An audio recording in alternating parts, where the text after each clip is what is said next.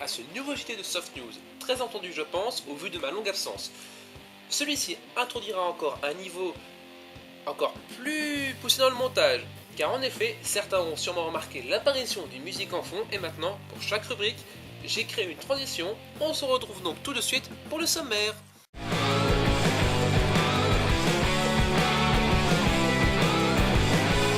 Donc, au sommaire de cette vidéo, il y aura un grand point réplique, puis un point accessoire, un point presse, et je finirai cette vidéo avec la maintenant habituelle énigme de la semaine.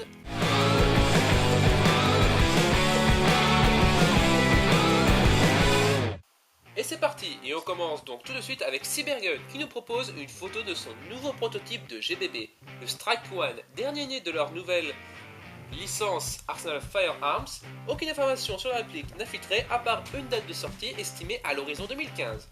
Cybergun nous présente aussi, et enfin j'ai envie de dire, le Blazer R93 LRS2. Longtemps vu sous la forme d'un prototype, la réplique semble enfin prête et disponible. Chez WE, le constructeur annonce la mise sur le marché de son nouveau GBB.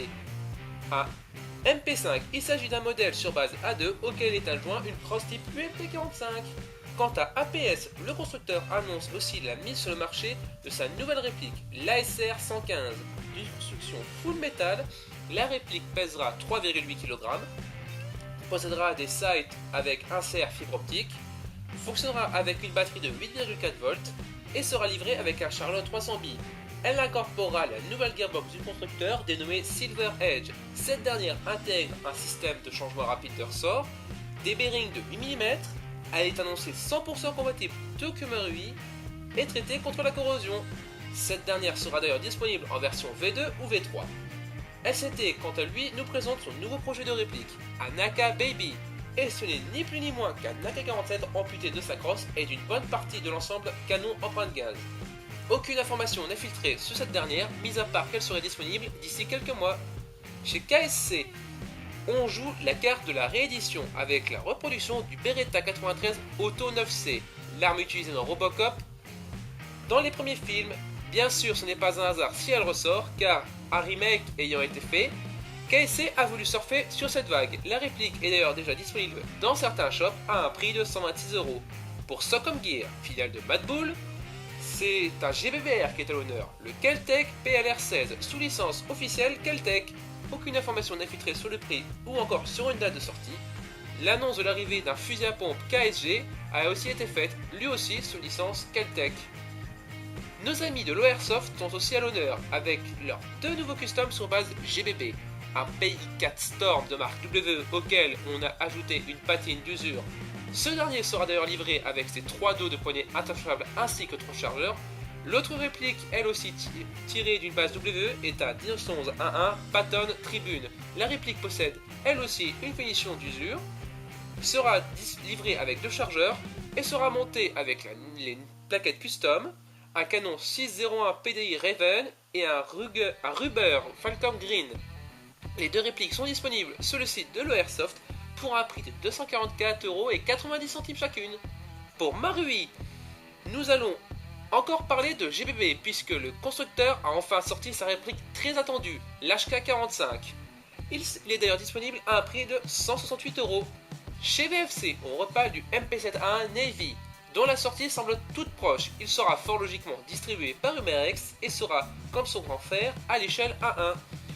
Et on finit ce long passage sur les répliques avec Humerex qui nous présente ses nouvelles répliques. On a le droit tout d'abord, dans la catégorie AEP, à une nouvelle version de leur Beretta AEP à batterie intégrée. Il s'agit ici d'un Beretta M92A1 livré avec un silencieux.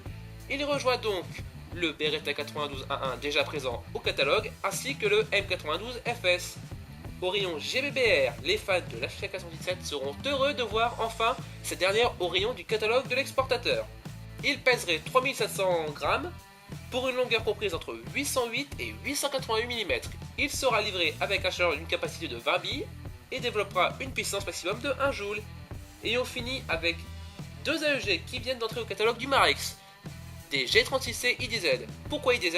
À cause de leur crosse qui est celle qui équipe normalement le G36 du programme IDZ, l'équivalent du programme Félin Outre-Rhin.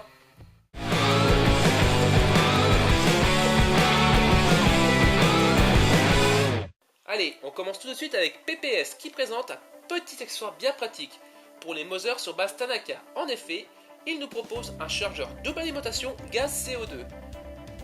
En effet, en cas de panne de CO2, en laissant la dite sparklet vide en place dans le chargeur, vous pourrez recharger ce dernier avec du gaz. Chose qui a l'air franchement assez simple, mais qui n'avait pas eu la peine d'être développée jusqu'à maintenant. Chez Madbull, on a le droit tout d'abord à une crosse Battle Link minimale sous licence officielle MFT. Elle sera disponible en 4 coloris, noir, FDE, gris et FG.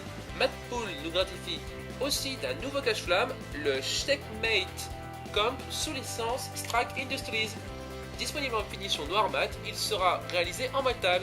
Et on finit avec LCT qui nous présente un montage pour silencieux type VSS ASVAC qui permettra de fixer n'importe quel accessoire compatible rail. Picatinny, c'est votre réplique.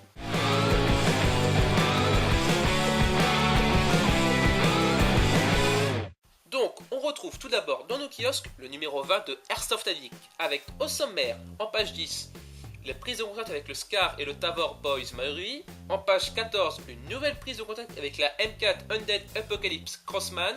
En page 18, la prise de contact avec l'ARX 160 SNT Humarex. Et en page 20, la prise de contact avec la gamme Kritac proposée par Chris. Ensuite, en page 22, nous aurons le droit à une review du Mossberg M500 Gaz de Boss Elephant. En page 30, un comparatif entre 8 GBB M9A1. En page 50, le test du Duca Coat sur nos répliques. C'est à la base un produit qui sert à protéger les armes à feu. En page 54, une review du système Polar Star. En page 58, un comparatif technique entre le VSS Vintorez, Wegway et King Arms. En page 62, un dossier sur 9 chaussures de combat. En page 72, les nouveautés de Defcon 5. En page 76, une présentation des plats Trick Hit. En page 78, un dossier sur les Red Dot Vortex Optique.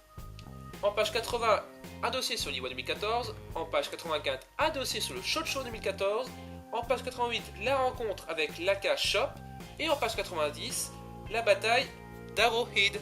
Au rayon web, on retrouve le 6ème numéro de Red Hot qui annonce au passage l'arrivée d'une version papier pour août 2014, de quoi ravir toutes les personnes résistantes au format web. Et donc, au sommet de ce numéro, nous avons en page 7 les news, en page 11 la team multicam Skull Killers, en page 21 l'OP SARTR, en page 30 l'interview des créateurs de l'AA12 qui fonctionnera d'ailleurs en CO2 blowback.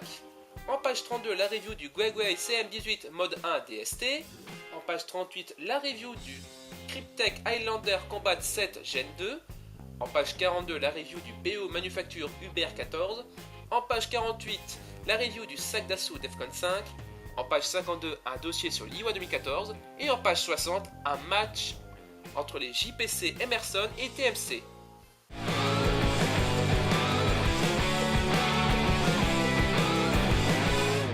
Et voici pour finir cette vidéo l'énigme de la semaine. D'origine américaine, je suis l'arme la plus construite de la Seconde Guerre mondiale. Bien que apprécié pour ma légèreté, ma maniabilité et ma précision, je reste quand même desservi en vue de ma faible munition. Je fus dérivé en plusieurs variantes avec cross-pliante ou encore sélecteur de tir. Qui suis-je? Donc, pour répondre comme d'habitude, vous avez le choix entre la zone commentaire de cette vidéo ou alors la page Facebook. Et voici donc ce qui clôt cette vidéo et je vous dis à très vite pour la prochaine.